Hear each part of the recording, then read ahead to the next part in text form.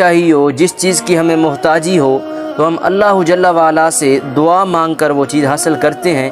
تو دعا مانگنے کی کیا فضیلت ہے؟